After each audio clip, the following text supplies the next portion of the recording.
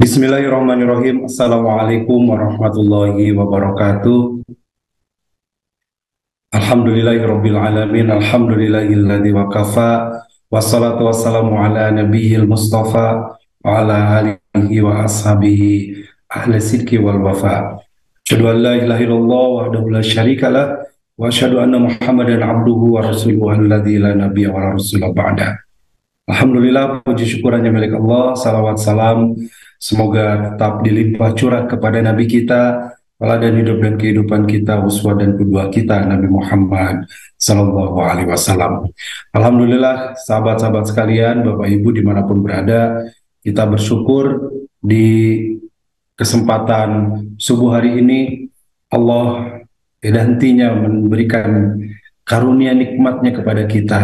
Nikmat iman, nikmat Islam, nikmat yang tidak bisa didapatkan oleh semua makhluknya.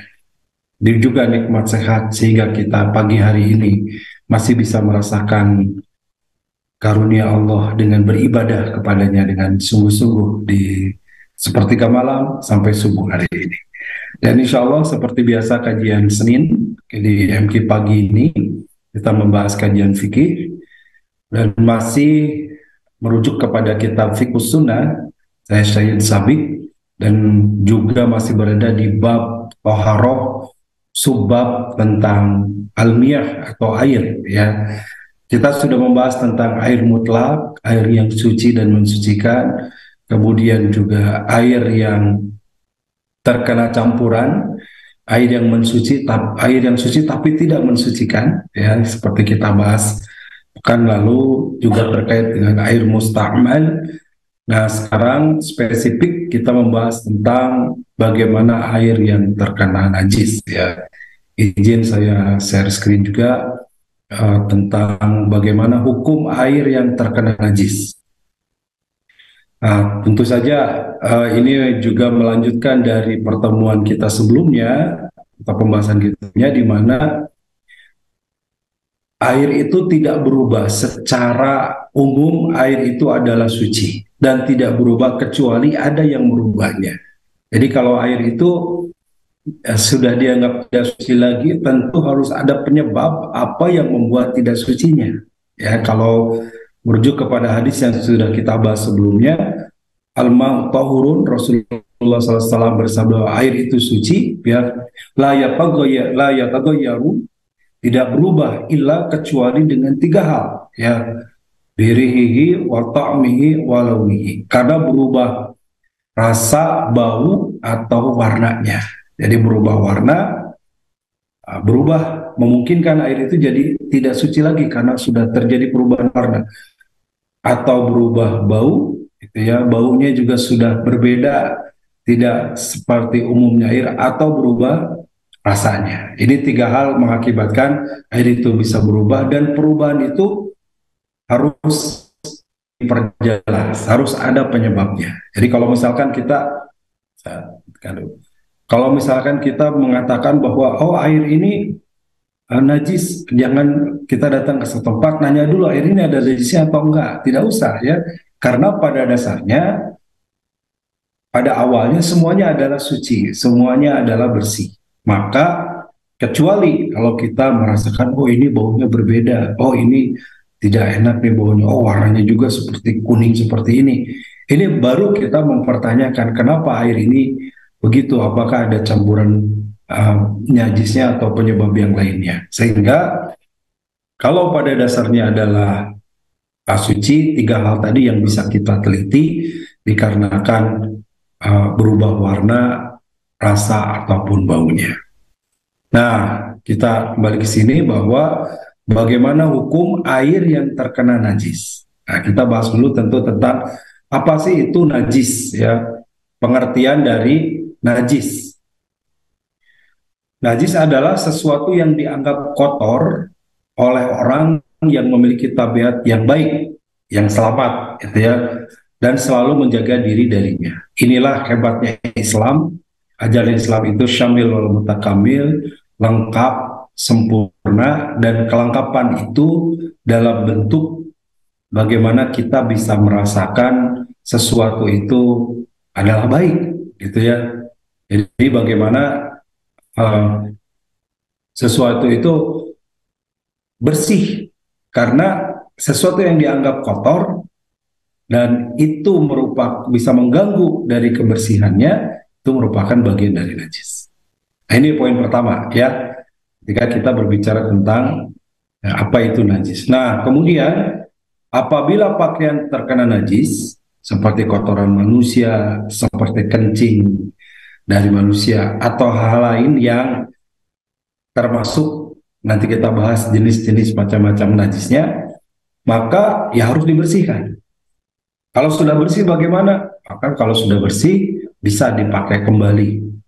Nah, kaitannya dengan apa? Tentu dengan ibadah. Karena ibadah itu mensyaratkan, salah satu syaratnya adalah suci. Suci itu ditambahkan ya, suci dari apa? Suci dari hadas dan najis. Gitu ya. Nah, nanti akan kita bahas apa sih hadas dan najis. Karena itu menjadi gerbang diterimanya ibadah kita. Namanya juga syarat ya. Syarat ibadah itu suci dari hadas dan najis, atau najis dan hadas, boleh dibalik gitu. Nah, kalau itu tidak suci maka tidak memenuhi syarat. Kalau tidak memenuhi syarat maka ya tidak usah ibadah, syaratnya aja tidak terpenuhi. Ya sama yang masuk ke sekolah SMA ini kalau sudah lulus SMP, atau masuk ke perguruan tinggi, masuk ke STIDT kalau sudah lulus SMA dan sederajat. Dia lulusan SMP mau masuk ke sekolah tinggi, masuk ke STI, tentu tidak bisa ya, karena syaratnya aja tidak terpenuhi. Nah, syarat untuk ibadah itu selain diantaranya misalkan sholat menghadap kiblat, kemudian diutamakan berdiri bagi yang mampu, termasuk adalah suci dari hadas dan najis. Apabila terkena kotoran, maka membuat tidak memenuhi syarat, membuat ibadah kita tidak diterima. Apalagi kalau kita tahu ada najis, ada kotoran yang memang itu najis, tidak boleh ada di tubuh kita, lalu kemudian ya tidak boleh ada di pakaian kita, tidak boleh ada di badan kita, lalu kemudian kita pakai ibadah, maka membuat ibadah kita jadi tidak sah. Nah, inilah pentingnya ya, dan sekali lagi Islam itu syamil wal mutakamil, lengkap dan sempurna, dan kelengkapannya hal yang kecil seperti ini pun dibahas. Jadi yang najis ini sesuatu bukan hal yang sederhana, karena kaitannya adalah dengan ibadah kita diterima atau tidak. Nah, jadi sekali lagi ya, syaratnya adalah suci dari hadas dan najis. Mungkin kalau kita bedakan seperti apa perbedaan antara najis dan hadas ini ya. Najis itu kadang kita temukan pada badan, pakaian dan tempat. Dia bisa menempel di badan. Contoh, maaf gitu ya. Contoh kotoran manusia, ibu gendong bayi, gitu, gendong anak. Kemudian kena tangan, bisa jadi kena baju atau kena tempat yang kita gunakan untuk sholat, ya. Maka itu terkait dengan najis. Sedangkan hadas terkhusus kita temukan pada badan, ya. Spesifiknya adalah najis bentuknya konkret, konkret ya, konkret ya, real, nyata gitu. Sedangkan hadas itu abstrak, menunjukkan kepada keadaan seseorang. Misalkan, mohon maaf juga ya, ketika selesai berhubungan suami istri berjima, maka ia dalam keadaan hadas besar. Bagaimana mensucikannya? Dia harus mandi, gitu ya. Seorang buang angin, ya kentut, maka dalam keadaan hadas kecil, maka dia harus berwudu, gitu ya. Itu kaitan dengan hadas. Hadas itu terkait dengan keadaan seseorang, status seseorang. Ini dia suci atau tidak, gitu ya. Suci dalam artian juga suci dari hadas besar atau hadas kecil yang mengakibatkan dia harus bersuci kalau dia akan melaksanakan ibadah sholat khususnya. Sedangkan apabila pakaian terkena air kencing, maka dia berarti terkena najis, ya, konkret tuh pakaiannya. Maka apa yang dilakukan? Pakaiannya dicuci, dibersihkan, dikeringkan, nanti sudah bisa dipakai lagi kalau najisnya sudah hilang, begitu. Hadas kecil dihilangkan dengan berwudu, hadas besar dengan mandi, sedangkan najis, asalkan najis tersebut sudah hilang, maka sudah membuat benda tersebut suci. Ya, kalau sudah dicuci, ya sudah, pakaian itu bisa dipakai kembali. Kalau sudah dicuci, sudah hilang najisnya. Ini dalam kitab Fiqh Sunnah Syed Sabiq ya diambil dua perbedaan ini ya sehingga kita pahami walaupun jadi satu kesatuan menjadi syarat daripada sahnya sholat kita yaitu suci dari hadas dan najis, tetapi hadas dan najis itu ada perbedaan. Ya inilah perbedaan intinya. Kalau najis pada badan pakaian dan tempat, hadas itu khusus pada badan. Kalau najis bentuknya real, konkret, sementara hadas bentuknya abstrak, gitu ya, menunjukkan kepada keadaan status seseorang, apakah dia berhadas atau tidak. Kemudian hadas itu dihilangkan dengan berwudu untuk hadas kecil, ya, dan hal lain yang membatalkan wudu. Kemudian hadas besar dengan mandi. Sementara najis itu harus dihilangkan dari bendanya. Kalau najis ada di pakaian maka dibersihkan dari pakaian itu. Kalau ada di tempat, bersihkan tempat itu maka sudah bersih, gitu ya. Itu cara membersihkan. Nah, berikutnya Bapak Ibu, sahabat-sahabat sekalian, bagaimana macam-macam najis? Satu yang dimaksud atau jenis pertama adalah kotoran atau tinja, ya, secara bahasa kitanya tinja, itu kotoran manusia. Nah, ini tidak terkecuali mau dari anak kecil, orang tua, ya, remaja, pokoknya kotoran manusia. Ini najis yang paling dekat dengan kita dan yang paling besar, gitu ya. Jadi yang paling paling dekat ya dengan kita sebagai manusia. Rasulullah SAW bersabda, "Idza wati'a ahadukum bina alaihil adza fa inna turab lahu tahurun." Jika salah seorang dari kalian menginjak kotoran al-adza dengan alas kakinya, maka tanah yang nanti akan mensucikannya.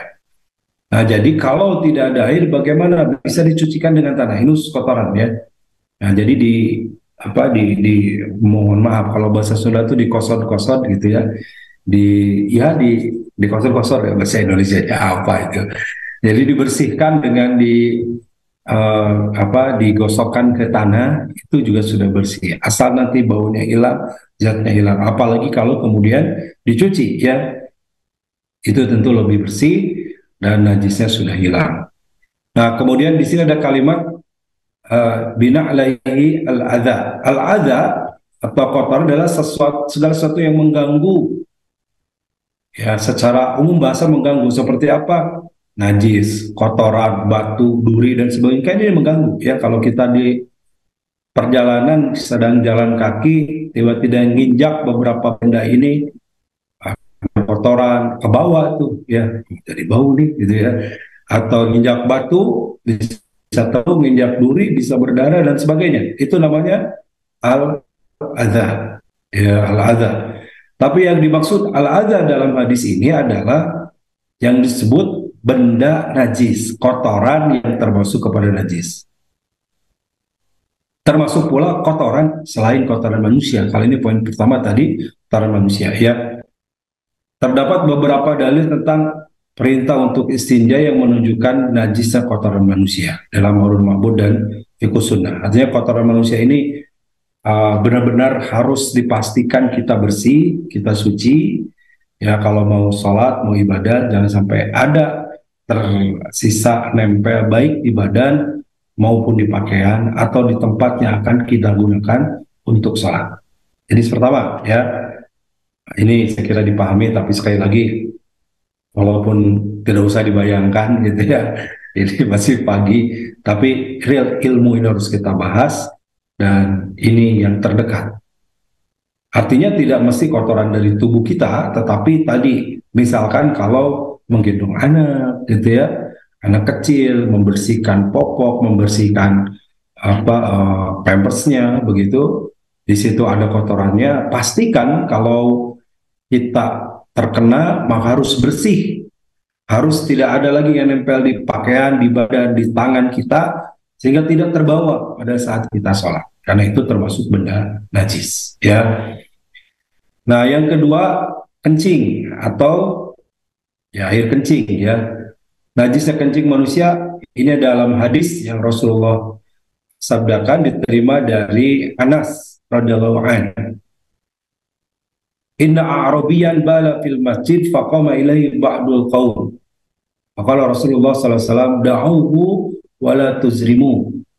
Qala falamma faragha da'a bidalwin min ma'in fasabbahu alaihi.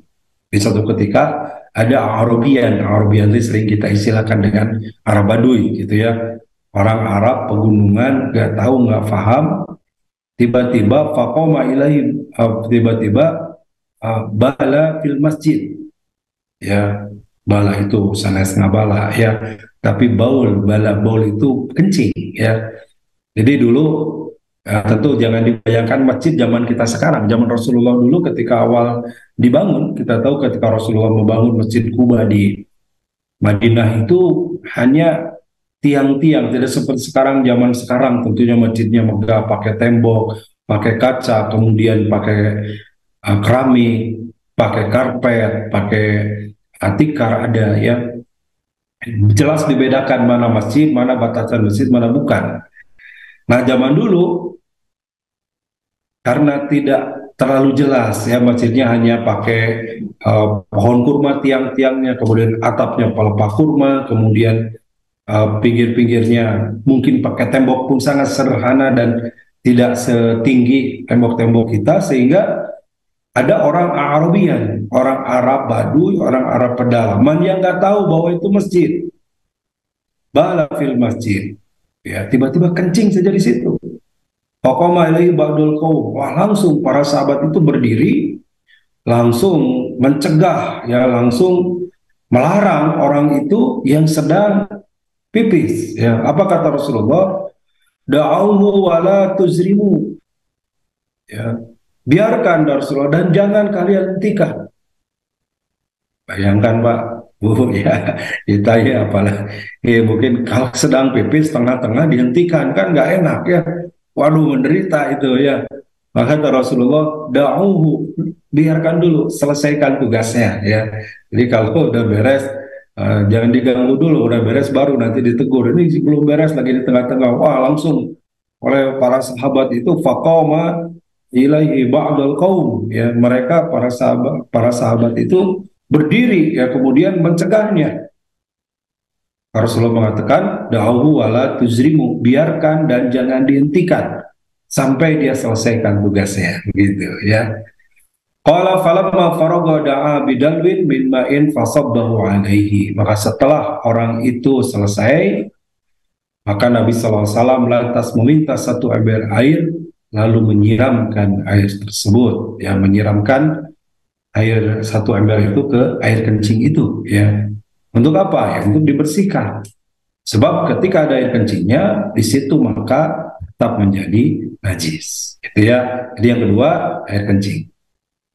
Yang ketiga ada madhi dan wadi. Ya, wadi dan madhi atau madhi dan wadi. Wadi adalah sesuatu yang keluar sesudah kencing pada umumnya. Ya, berwarna putih, tebal, hampir mirip air mani, namun berbeda kekeruannya dengan mani. Wadi tidak memiliki bau yang khas. Ini perbedaan ya, karena nanti ada tiga yang keluar dari kemaluan kita, ada madhi, ada wadi, ada mani. Ya. Sedangkan madhi, cairan berwarna putih, tipis, lengket, keluar ketika berjemur atau ketika membayangkan berjima atau ketika berkeinginan untuk berjima. Madhi tidak menyebabkan lemas dan terkadang keluar tanpa terasa ketika muqaddimah syahwat. Laki-laki dan perempuan sama memiliki madhi ini ya, dalam fatwa al-Lajnah ad-Daimiyah. Jadi ini bisa dibedakan ya, tiga jenis ini, ada madhi, ada wadi, ada mani. Nah, jadi madhi dan wadi ini termasuk kepada hal yang najis. Kalau itu kena pakaian kita, kena celana dalam misalkan, atau kena tangan kita, kena badan kita, maka harus dicuci dan dibersihkan. Sementara mani itu tidak termasuk najis, tidak disebutkan di sini ya. Kenapa? Karena ada satu riwayat juga Rasulullah SAW pakaiannya terkena mani kemudian tidak dicuci, tapi cukup dikerik saja, dihilangkan apa yang nempelnya, lalu kemudian Rasul salat dengan pakaian tersebut. Itu menunjukkan memang tidak najis kalau mani. Tapi kalau mani dan wadi ini bisa najis ya, najis dan harus berwudu nanti kalau akan sholat, serta dibersihkan ataupun dihilangkan dari pakaiannya, ya, dihilangkan zat tersebut. Nah, bisa jadi ini berbeda ya, keluarnya kondisinya berbeda karena setiap orang juga berbeda kondisi fisiknya ya. Ada yang karena olahraga berat bisa keluar tuh madhi atau wadi. Ada karena cuaca terlalu dingin, terlalu panas juga demikian ya. Nah, salah seorang yang uh, rojulun madzaan itu adalah Ali bin Abi Thalib ya. Dari Ali bin Abi Thalib radhiyallahu anhu dia berkata, "Kuntu rajulan madzaan wa kuntu astahi an as'alan nabi." Aku termasuk orang yang sering keluar madhi, kata Ali bin Abi Thalib. Wa kuntu astahi an as'alan nabi, dan aku malu menanyakan ini kepada Nabi sallallahu alaihi wasallam. Lima kanib natihi fa amru al-Miqdad bin Aswad fasalahu faqala yagsil dzakarahu wa tawadda. Nah, ini artinya kalau keluar mandi tadi apa yang harus dilakukan? Maka karena Ali itu malu ya bertanya langsung kepada Rasulullah, bimkani benatahi bimakani natihi, ya, dikarenakan kedudukan putrinya. Ali itu adalah suami dari putri Rasulullah Fatimah ya. Maka fa'amarat al-Miqdad bin Aswad, Ali menyuruh Miqdad bin Aswad untuk menanyakan hal ini kepada Rasulullah SAW. As'alahu faqala, maka Rasulullah menjawab ketika ditanya itu, yagsil dzakarahu wa yatawaddau, perintahkan dia untuk mencuci kemaluannya, kemudian suruh dia untuk berwudu. Artinya kalau ada madhi, maka cuci, bersihkan, dan berwudu. Artinya kalau keluar madhi sama seperti keluar air kencing atau buang kotoran, buang air besar, maka kalau akan beribadah, akan sholat, harus berwudu. Ya, jadi mencucikannya cukup dengan wudu. Berbeda nanti kalau mani harus mandi. Ya, kalau mandi atau wadi cukup dengan berwudu. Hukum wadi ini juga najis, gitu ya. Artinya, karena ini termasuk tadi kategori yang ketiga atau jenis yang ketiga dari najis itu, al-mani wal wadi. Ini ada 3 jenis yang keluar dari maluan kita, itu ya, al-mani wal wadi. Amal mani fahuwa alladhi minhu al-ghusl. Ada mani, ada madi, ada wadi. Adapun mani maka menyebabkan dia harus mandi. Kata al-ghuslu ini sering kita istilahkan dengan mandi besar ya terjemahannya, karena kalau mandi biasa ghuslu, tapi kalau ghuslu pakai dhamma di sininya mandi besar, mandi wajib begitu ya, dengan segala ketentuan yang dicontohkan oleh Rasulullah. Wa ammal wadu wal madiyu faqala igsil dakaraka wa madakiraka wa tawadda wal wudu'a kalis salat. Adapun untuk mandi maka iksil dakaraka aw madzakarika, ya, cucilah kemaluanmu. Dakaraka aw madzakiraka itu sama ya, kemaluanmu. Wa tawadda wa wudu'aka lis-salat. Lalu berwudulah sebagaimana wudumu akan untuk salat. Jadi cara mensucikannya dari mandi dan wadi dengan salat, maaf, untuk salat dengan berwudu, kalau mani dengan mandi ya. Begitu Bapak Ibu. Mohon maaf ini rada horor ya, tidak apa-apa. Sekali lagi Islam itu tidak menganggap sesuatu yang jorok, tetapi memang hal-hal seperti ini dibahas karena bagian dari syariat ya, dan lengkapnya ajaran Islam. Hal seperti ini pun dibahas dan terkait dengan ibadah dan amal soleh bagi kita. Sehingga kalau benar kita melakukannya sesuai tuntunan Rasul, berpahala dan jadi amal soleh, kebaikan bagi kita. Baik, dilanjutkan. Yang kelima, kotoran hewan yang dagingnya tidak halal untuk dimakan. Ya. Jadi jenis yang kelima, apa saja yang termasuk dan najis? Tadi kita sudah kotoran manusia, air kencing manusia, kemudian ada madi, ada wadi, dan yang kelima adalah kotoran hewan yang dagingnya tidak halal. Contohnya adalah kotoran keledai, kotoran anjing, kotoran babi. Ini semua tidak halal, ya. Karena tidak halal dagingnya, tidak halal pula, atau artinya menjadi kotor pula, menjadi najis pula kotorannya. Arada Nabi sallallahu alaihi wasallam an yatabarraza faqala in qala i'tini bi thalatha hijarin wajadtu lahu hajarain wa rawsati himarin fa amsaka al hajarain wa taraha rawsatu faqala hiya rijsun. Ini tentang kotoran keledai. Mungkin kalau kotoran anjing kita tahu lah ya, itu najis, jangankan kotorannya gitu, anjingnya saja kita nggak mau dekat gitu ya. Babi juga sama ya, udah jelas diharamkan, maka kotorannya pun jadi najis kalau kena ke kita. Nah, bagaimana dengan keledai ya, bukan kedelai, keledai. Ini ada hadis Rasulullah SAW yang diriwayatkan oleh Ibnu Zaimah ya. Arada Nabi SAW an yatabarraza. Satu ketika Rasulullah SAW bermaksud untuk bersuci setelah beliau yatabarraz, membuang hajat. Ya, faqala, maka Rasulullah SAW berkata, "Aitini bisalah satin hajar." Meminta kepada sahabat Ibnu Mas'ud untuk dicarikan 3 buah batu. Ya, aitini, berikan kepadaku bisalah sati hajar, 3 buah batu. Fawajadtu lahu hajarain warasatil himar. Kemudian aku mendapatkan hajarain, 2 batu, warasatil himar, dan 1 kotoran keledai. Mungkin gitu ya, kotoran keledainya mirip batu. Jadi diambil nih 2 batu, 1 kotoran keledai. Fa'amsakal hajarain wa taraha rawthah. Maka Rasulullah SAW mengambil 2 batu itu dan membuang kotoran tadi.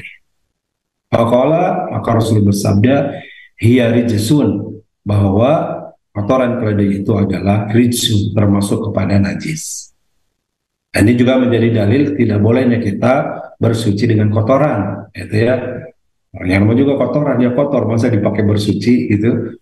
Nah, maka ada soalnya, wah kalau sakit gigi katanya mau sembuh gimana? Nah, itu aja kumur-kumur pakai air kencing. Nah, ini sudah jelas pakai hal yang najis, yang kotor, tidak akan membersihkan, tidak bisa mensucikan. Tidak ada obat yang dengan cara yang tidak suci seperti itu, ya. Obat dengan hal yang najis gitu. Maka ya dihindari, ya. Dan itu mungkin mitos saja gitu ya. Sakit gigi sembuh dengan kumur-kumur air kencing. Yang ada bisa tetap sakit ya. Kalau sakit gigi datang ke dokter ikhtiarnya, minum obat ikhtiarnya, dan ikhtiar itu jadi amal soleh, jalan untuk sembuh, disembuhkan oleh Allah. Nah gitu, kotoran hewannya dagingnya tidak halal, maka juga air kencingnya, kotorannya itu termasuk kepada najis gitu. Nah kemudian tentang keledai ini termasuk hewan yang diharamkan untuk dimakan. Ini pendapat mayoritas ulama ya, diantaranya dalam hadis yang diterima dari Imam Bukhari Muslim, ya, hadis riwayat Imam Bukhari Muslim, anna Rasulullah sallallahu alaihi wasallam naha yaumil Khaybar an luhumil humur al ahiliyah wa adina fi luhumil khayl.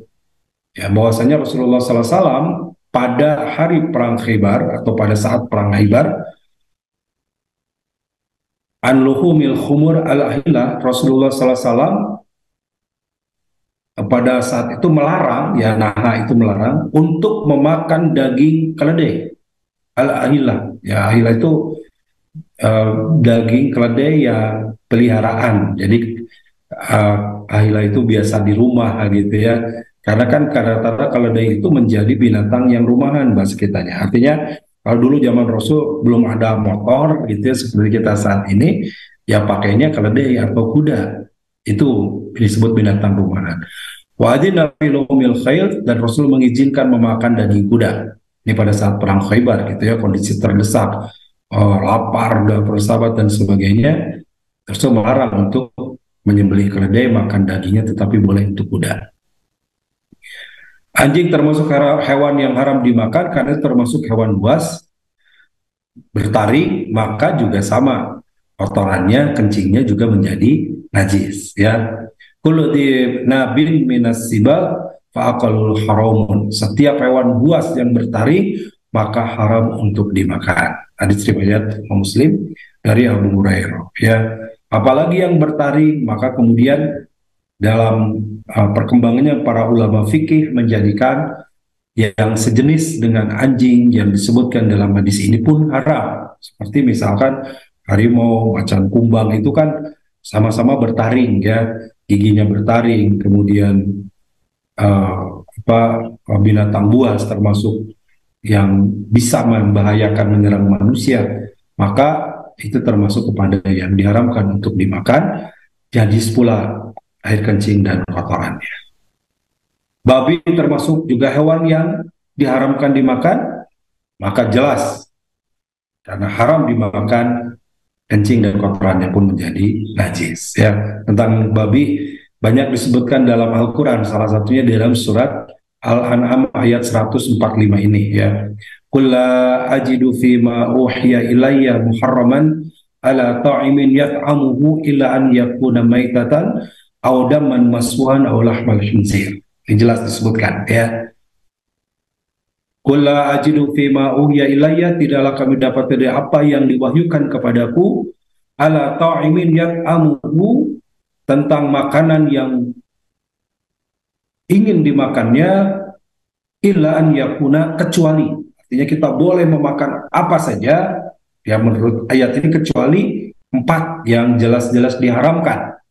1, maitatan, bangkai ya, bangkai yang disebut dengan bangkai darat ya. Kita sudah bahas tentang bangkai laut atau bangkai air, maka boleh, sebagaimana di pembahasan tentang air mutlak ya, Rasulullah bersabda, al-mau tahirun al-hilu maitatuhu.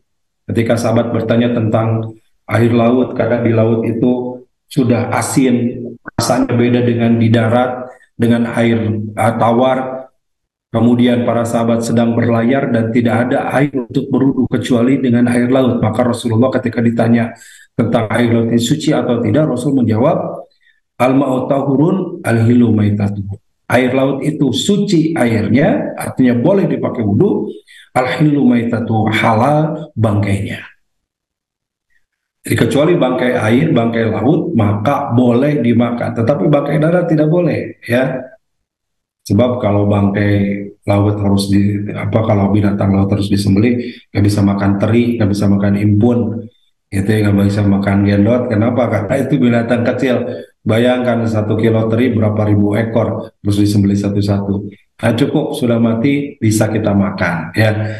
Tapi binatang darat, wah ini tiba-tiba menemukan ada seekor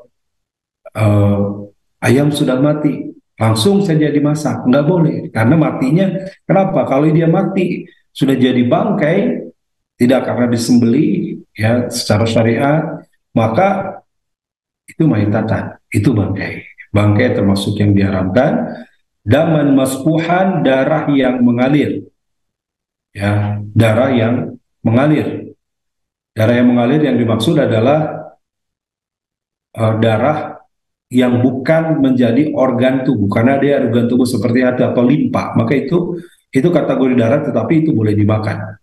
Tapi darah ya, darah yang mengalir, walaupun ini kan udah tidak mengalir, kalau dalam bahasa Sunda itu harus gitu ya, tetap itu darah. Kalau darah dibekukan ya tetap darah begitu ya, tidak boleh lah ayakuna maitatan audaman maswan aulamal khinjir, atau daging babi.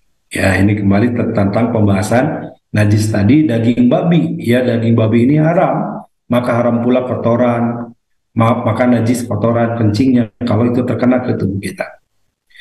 Fainahu rijjun aw fiskun, karena hal itu merupakan sesuatu yang kotor, satu hal yang menjijikkan begitu ya.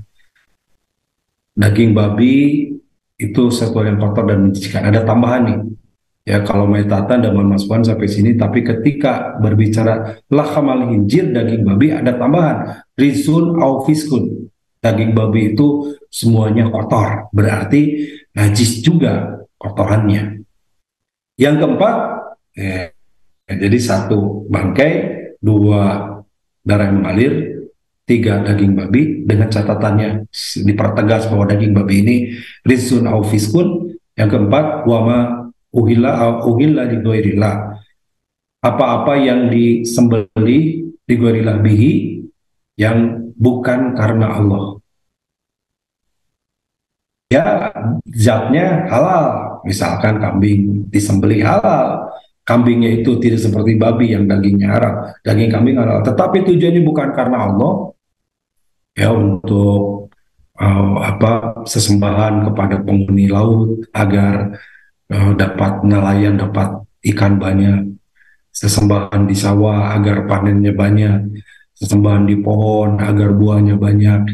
Tidak minta kepada Allah, tapi disembelihnya itu dengan tujuan lain yang merupakan syirik kepada Allah. Wa ma uhilla bi, maka itu termasuk yang haram untuk dimakan dagingnya. Pabadul turagero bagi wala adin fa inna rabbaka ghafurur rahim. Dan siapa yang terpaksa bukan karena mengharuskan dan tidak melebihi batas, maka sungguh Allah Maha Pengampun lagi Maha Penyayang. Ini dalam kondisi darurat boleh saja.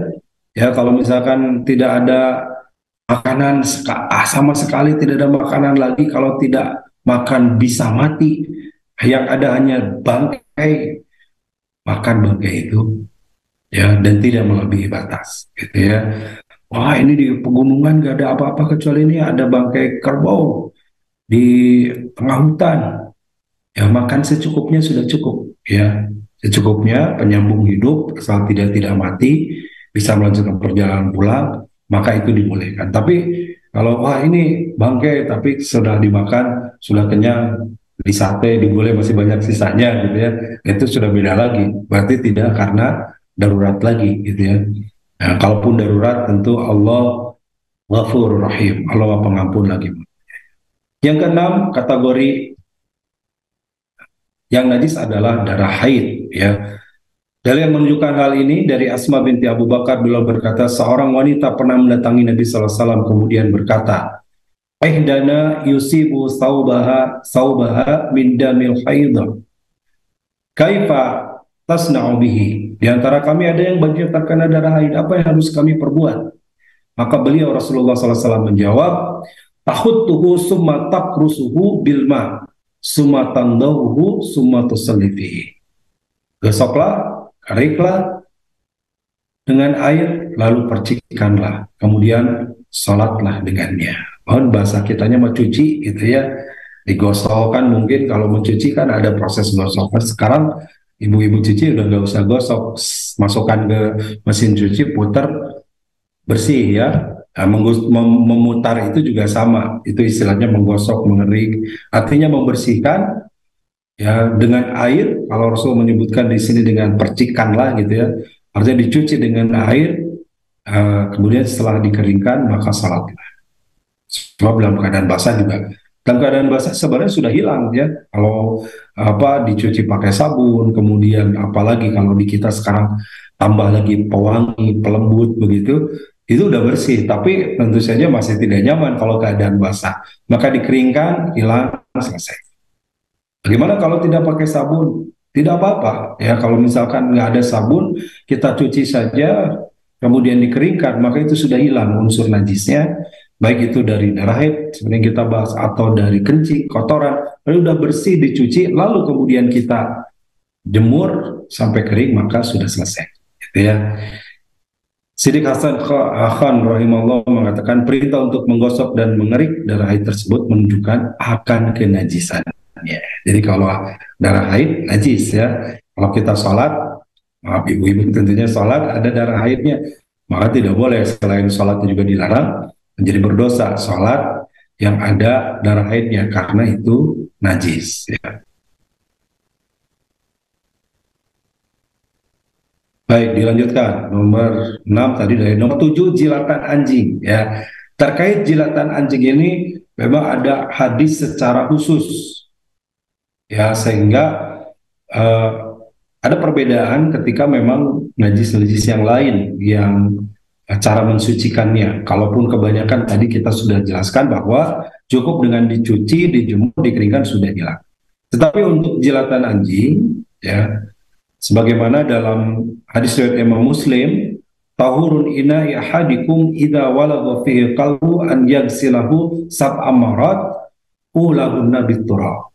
Jadi kalau terkena gigitan anjing dalam hadis lain idza walagal kalba fi ina'i ahadikum falyaghsilu sab'a marat ulahunna biturab. Ya, tahuru ina cara mencucikan ina'i bejana. Bejana itu mungkin bahasa kitanya bisa piring, mangkok gitu ya. Baki bisa jadi ya, banyak tempat yang di situ kita menyimpan air, makanan atau air begitu.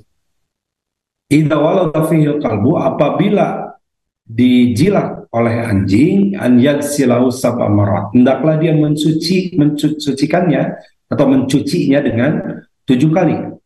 Ulahunna biturab, salah satunya dengan tanah ya, harus disebut ulahunna. Yang pertamanya dengan tanah. Jadi cuci dulu dengan tanah, baru dengan air. Berapa kali? 7 kali.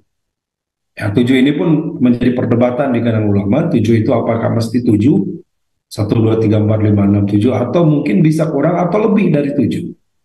Tapi biasanya Bapak Ibu, secara bahasa, orang Arab menyebutkan angkat turab itu menunjukkan kepada litaksir. Menunjukkan kepada banyak. Menunjukkan kepada jumlah banyak. Artinya boleh tentu lebih, tapi sebaiknya jangan kurang dari 7. Supaya apa? Supaya benar-benar bersih, gitu ya.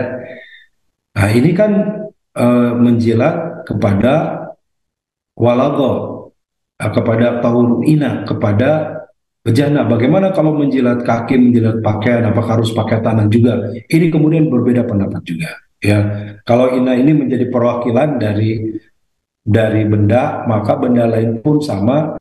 Kalau kena jilatan anjing 7 kali. Tapi juga ada pendapat, oh ini jelas hadisnya juga fi ina'i ahadikum, kepada bejana. Berarti kalau bukan bejana, ya cuci saja dengan deterjen, dengan air, itu pun sama. Nah ini boleh ngambil pendapat salah satunya ya.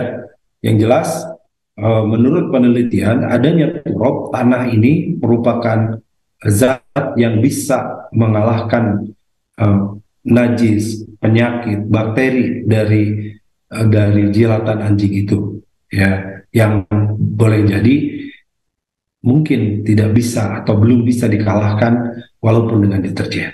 Jadi luar biasa nih, penangkal ciptaan Allah itu lebih hebat dari buatan manusia.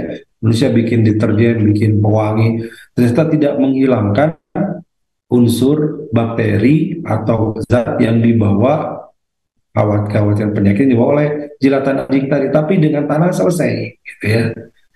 Yang dipilih oleh Islam Ibnu Taimiyah, bagian anjing termasuk najis adalah jilatannya saja. Ini termasuk Ibnu Taimiyah ya. Sedangkan bulu dan anggota tubuh lain tetap dianggap suci sebagai hukum asalnya. Artinya kalau kena bulunya gimana? Ya bulunya berbeda dengan halnya jilatannya, gitu ya. Menurut Ibnu Taimiyah tidak apa-apa, asal hukum segala sesuatu itu suci kecuali ada yang jelas menajiskannya. Yang berikutnya adalah bangkai. Yang terakhir ya, di antara benda najis itu adalah bangkai. Bangkai adalah hewan yang mati begitu saja tanpa melalui penyembelihan yang syar'i. Dalam fikih sunnah begitu. Ya, sebab kalau binatang darat itu bisa mati karena banyak hal ya, sama kita manusia juga. Karena mati ya udah usianya wafat ya, atau mati syariatnya karena penyakit wafat, syariatnya karena kecelakaan gitu ya, ketabrak dan seterusnya wafat. Ya banyak ya. Tapi kalau binatang yang akan dimakan, khususnya binatang darat, harus melalui satu proses yang disyariatkan, yaitu disembelih. Kan Rasulullah menganjurkan sembelihannya yang tajam, gunakan pisau yang tajam, sembelihan dengan sembelih cara yang terbaik. Hadisnya ada dalam hadis Ibnu Arba'in, dalam kitab hadis Arba'in. Nah maka kalau tidak disembelih, mati begitu saja, apakah karena ditabrak, apakah karena sakit hewan tersebut, maka bangkai ini najis. Bangkai ini berdasarkan sabda Nabi SAW. Idza dubigal ihab faqad tahur. Apabila kulit bangkai tersebut sama, maka dia telah suci. Ya, biasanya kalau ada bangkai, gitu ya, kemudian orang-orang Arab itu selalu mengambil atau memanfaatkan kulitnya. Nah, misalkan ada kambing nih, kulit kambing kan bisa dimanfaatkan ya. Mungkin bisa buat uh, pakaian, buat beduk dan sebagainya ya. Nah, bagaimana supaya mensucikannya? Maka harus dubigo, ila dubigo iha. Maka tauro dubigo itu disamak.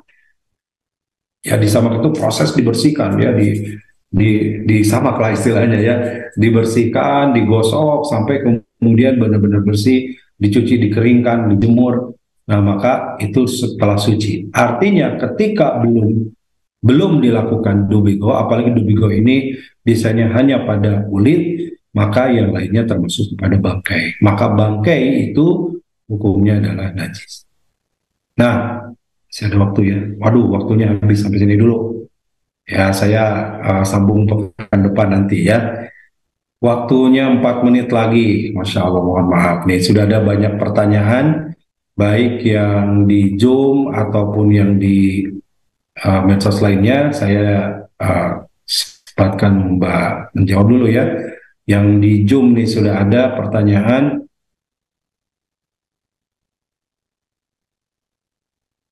Kotoran anak 2 tahun apakah sudah dikatakan najis karena masih minum ASI dan formula? Ya, ini terkait anak di bawah 2 tahun atau anak yang masih balita ya. Ada hadisnya bahwa kalau anak itu laki-laki maka cukup di ciprat-ciprat air saja gitu ya. Itu sudah cukup dihilangkannya. Kalau anak perempuan tetap itu najis ya. Air kencing tadi anak perempuan itu sama dengan anak perempuan yang sudah balik, sudah dewasa, sudah besar, itu najis. Pertanyaan apa? Kenapa dibedakan lagi perempuan? Ya, organ tubuhnya berbeda. Mohon maaf ya, alat reproduksinya berbeda. Perempuan itu lebih rumit ya, dan lebih lebih berat gitu ya kondisinya ketika ibu hamil. Ada rahimnya, laki-laki nggak punya rahim begitu.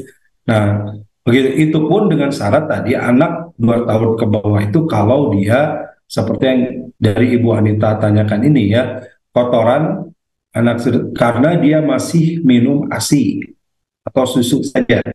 Tapi kalau sudah ada anak yang belum 2 tahun tapi sudah dikasih makanan yang tambahan, ya ada sudah macam-macam sekarang ya, ada sayuran, ada buah-buahan, walaupun dalam bentuk makanan formula begitu ya, atau makanannya sayuran yang dihaluskan. Sekarang kan mudah ya dengan di blender, dengan dihancurkan, ada pelembut daging dan sebagainya. Dagingnya sudah sangat lembut, maka itu sudah dikatakan sudah makan makanan yang lain selain ASI, selain susu formula, selain susu ya. Susu formula kan pengganti kalau susu ibunya nggak keluar. Jadi selain air susu sudah makan yang lain walaupun belum 2 tahun tetap itu kategorinya najis.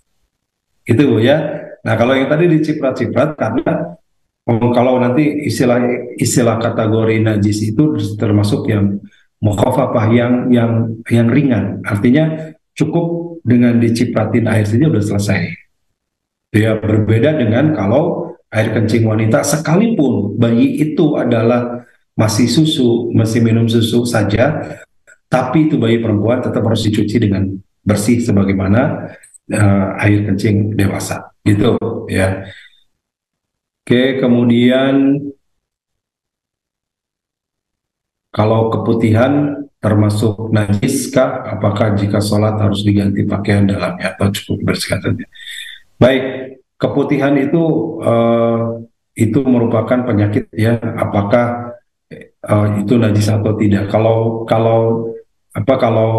dia termasuk madi atau wadi ya yang tadi, maka najis. Kalau bukan ya berarti tidak ya.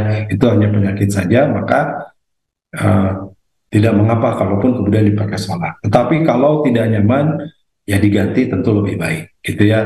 Ini tidak kaitan hukum nyaman tidak nyaman ya. Tapi kalau kaitan hukum masuk kepada 8 kategori tadi atau tidak gitu ya. Kalau masuk ya berarti najis tidak boleh. Kalau tidak ya jangan. Terakhir ya, Ibu Koni Rus. Kalau darah nyamuk termasuk najis nggak ya? Nyamuk ya, boleh sholat ada nyamuk ya. Tadi darah itu yang pertama adalah darah haid, gitu ya. Darah haid itu yang termasuk kepada najis ya. Kemudian kotoran, kotoran juga tidak semua kotoran. Gimana kalau kotorannya lagi sujud ada kotoran cecak, najis tidak, gitu ya. Nah, kotoran binatang tertentu yang disebutkan oleh Rasulullah. Tadi di antara yang disebutkan adalah keledai, kemudian eh, babi, gitu ya, anjing, gitu. Atau binatang yang memang tidak halal dimakan. Ini nyamuk kan tidak halal. Betul, kita tidak makan nyamuk gitu ya. Tapi sebenarnya nyamuk ini tidak menjadi yang spesifik disebutkan. Jadi kalau urusan larangan itu, urusan muamalah itu selama tidak ada larangan, ya kita boleh melakukan.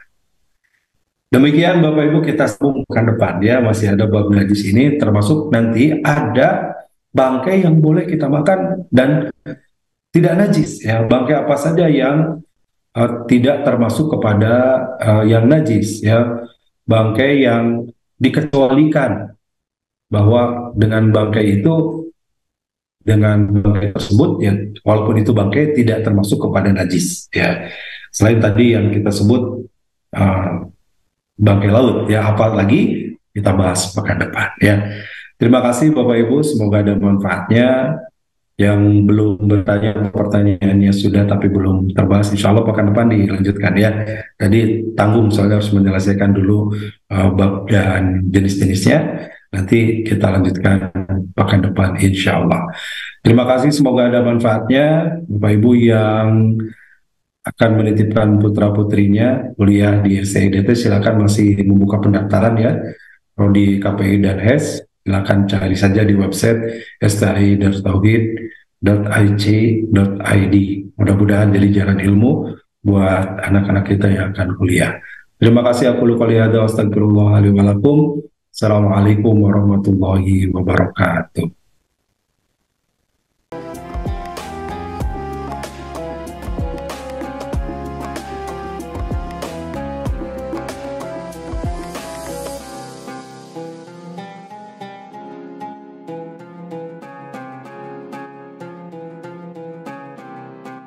Jangan lupa, saya bilang sekalian, terus berlangganan di Darut Tauhid Official.